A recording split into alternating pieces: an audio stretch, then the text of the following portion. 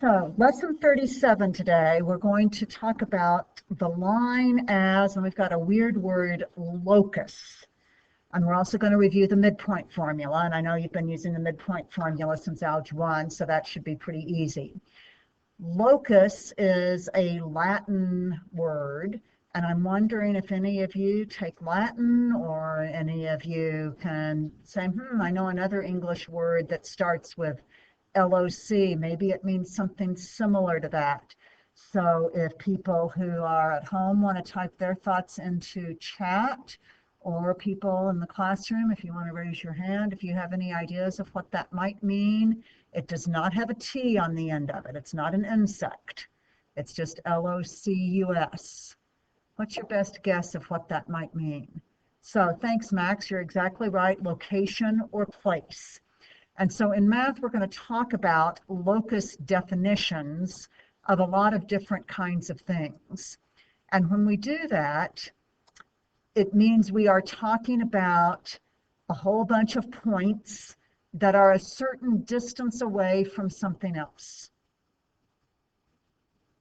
So there's one of these that you have actually already been doing for years without really knowing that you're doing it. There's a device that you use and you have a fixed point. And so you hold that still. And then the shape that you're interested in is all of the other points that are a certain distance away from that one. So what would it look like if you put something down on that fixed point and drew everything that was exactly 3 centimeters away from that particular point? Who wants to give that a try? Who wants to make a guess as to what that might mean? What are you thinking it might mean? It's going to make a circle with a radius of 3 centimeters. Let's see if I can draw one that doesn't look too awful here. So I could draw a circle with that as a center. Sorry, the stylus decided not to do a solid line there. But with that being 3 centimeters. And you've done that many, many times. Anytime you've picked up a compass, that's exactly what it's done. It's drawn everything that's 3 centimeters away from wherever you put down the pointer of the compass. What if I said, though, instead of this one being 2D, that I wanted you to tell me what you'd get if you allowed yourself to go in 3D, 3 centimeters away from that original point in any direction? What shape would you have then, Jamin? You'd have a sphere if you went to 3D. So we'd have a circle if it was 2D, and we'd have a sphere if that one was 3D. Another one just kind of for fun here. And this time I'll stick to just 2 dimensions. So I've got this circle. It has a radius of 12 inches.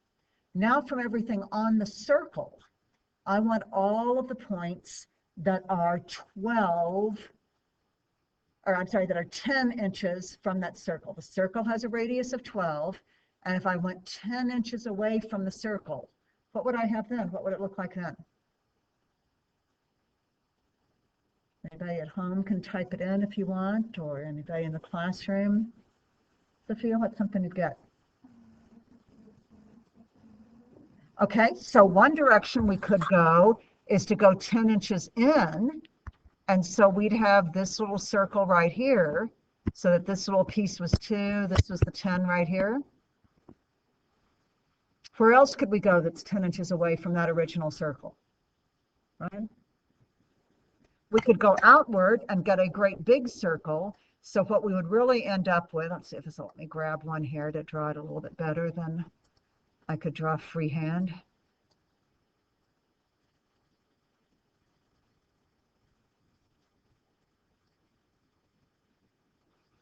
So we could also get this bigger circle, which we would get if we went 10 out this way. So we would get 2 new circles, one right inside the other. So this locus of points 10 inches away from the original circle would be 2 circles with the same center, one with a radius of 2 and one with a radius of 22. So is that making sense to everybody? And then I've got a last one before we jump into the real one that we're worried about today. So this time I'm going to start with a line. Notice that it has arrows on both ends of it, so that line does not stop. What would I have, and let's just think about 2D, if I went to and drew all of the points that were 5 centimeters away from that line? What would that look like? Somebody at home, type something in the chat. What do you think we'd get?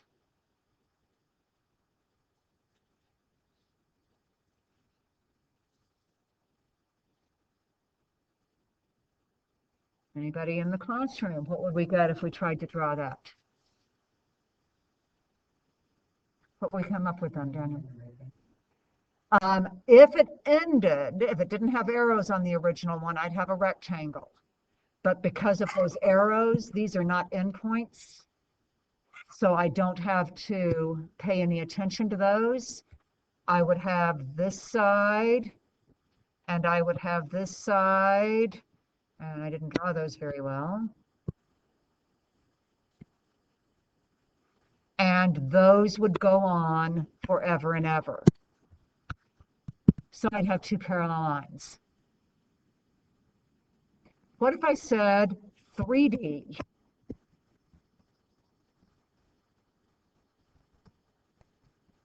What would I have if I went every direction from that original green line that has no end? What if I went 3D with that? What would I have? Come on, somebody's got an idea. Somebody's got a good eye for that. Damon? It would be a cylinder that has no end. It wouldn't be like a can that stops and starts, but it would be a cylinder that goes forever and ever. So kind of starting to get the idea of how we can describe certain shapes, certain figures in math by talking about, if we think about all of the points on that shape, how far they are away from something else. Okay, the one we're going to worry about today is going to be a line. And for a line, we're going to start with 2 points.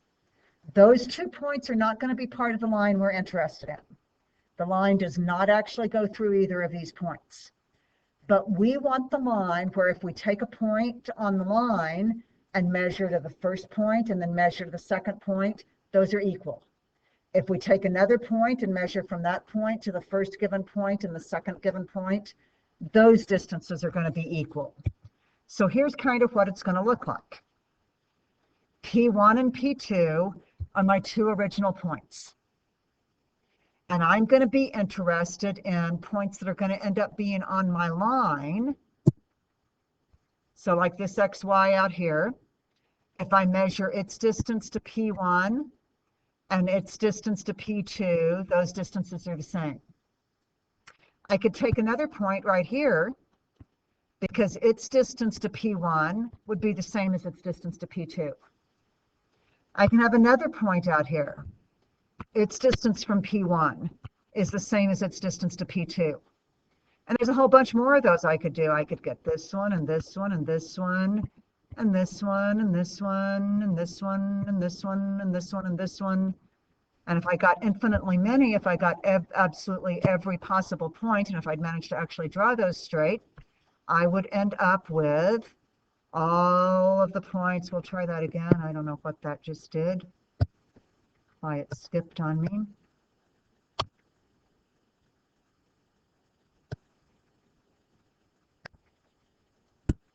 I'll try it again, see if it works any better.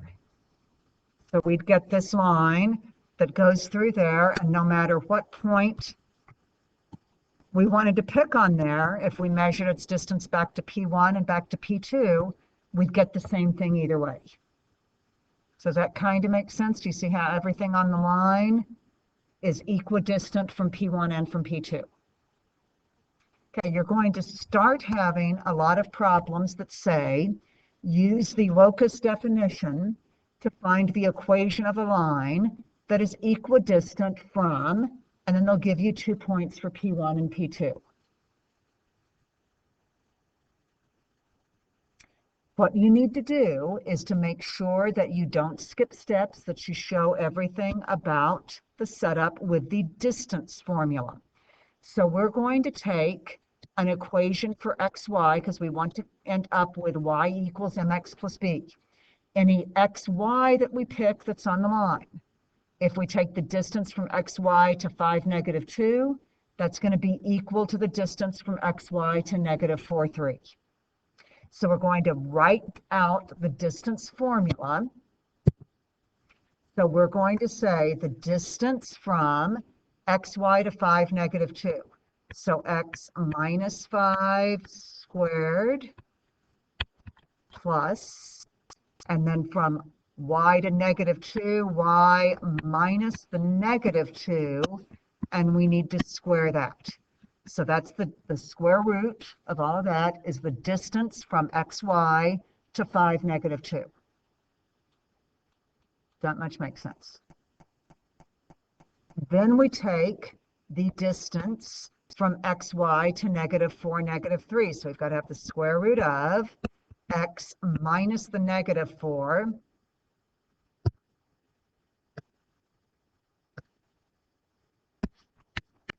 which becomes x plus 4, and we square that, plus y minus 3,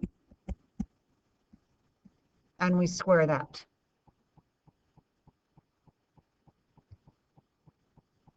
Then we are going to get rid of those square root signs, so we're going to square both sides. However, I want to see this much written down on your papers. I want to see those square root signs, even though the next step is going to be to get rid of them. The reason for that is it says to use the locus definition method, which means you've got to write down this distance equals that distance. And if you leave off the square root sign, you have not written down the distance. Then we are going to start simplifying. So we've gotten rid of the square root signs. So now we're going to FOIL everything out. So x minus 5 squared is x squared minus 10x plus 25. And please make sure that I don't make any silly little errors as I'm writing this out. If you see any typos, tell me right away.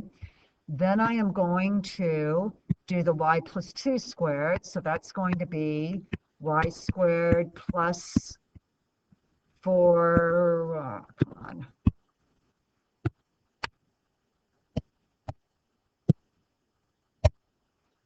Plus, I don't know what I got in there. Let's try that whole thing again.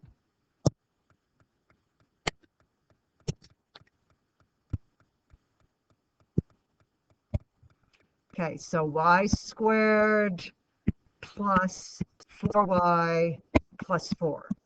Hopefully I got that now where you can read it and it makes sense. Then we need to expand on the other side the same way. So now we have equals x plus 4 squared is going to give us x squared plus 8x plus 16. And y minus 3 squared is going to give us plus y squared minus 6y plus 9. Give me a thumbs up, thumbs down. Those of you at home too, does that look like I got that right? Anything you can't read or that looks like I've got an error in there? Okay, then to continue simplifying the expressions, I'm going to subtract x squared from both sides. I'm going to subtract y squared from both sides. And then I want to end up with y equals mx plus b.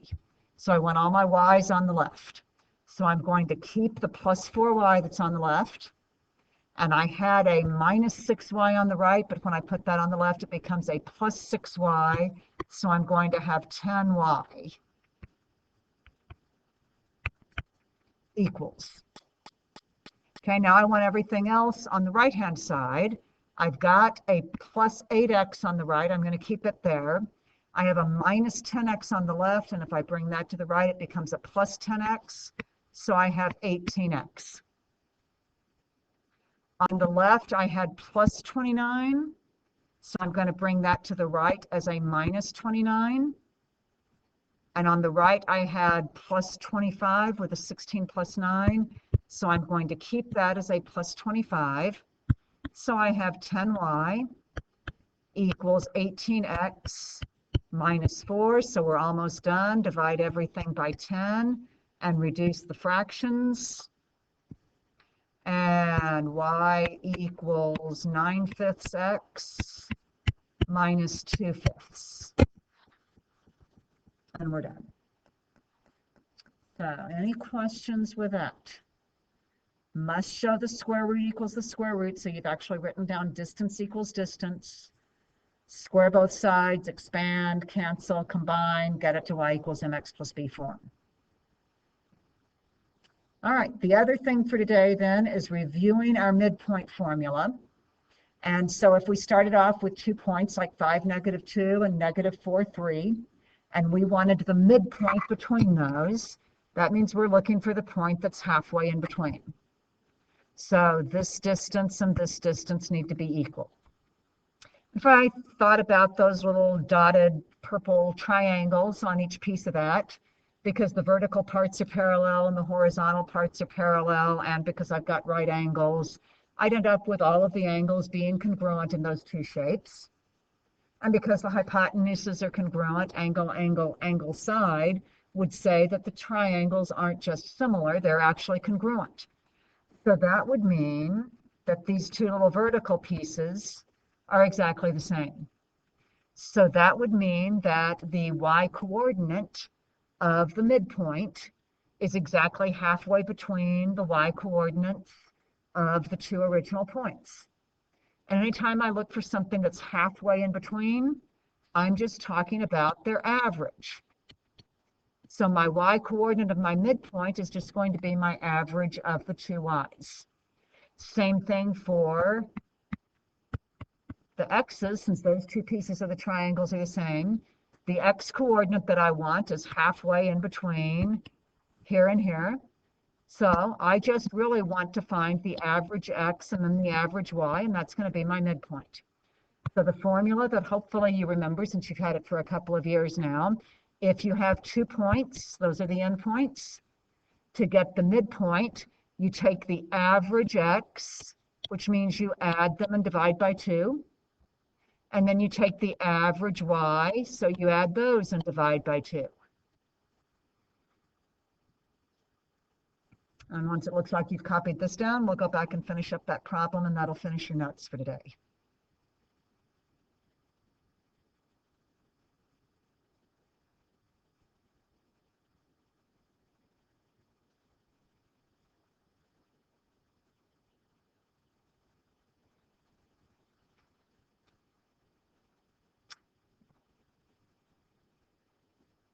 Looks like we're almost there.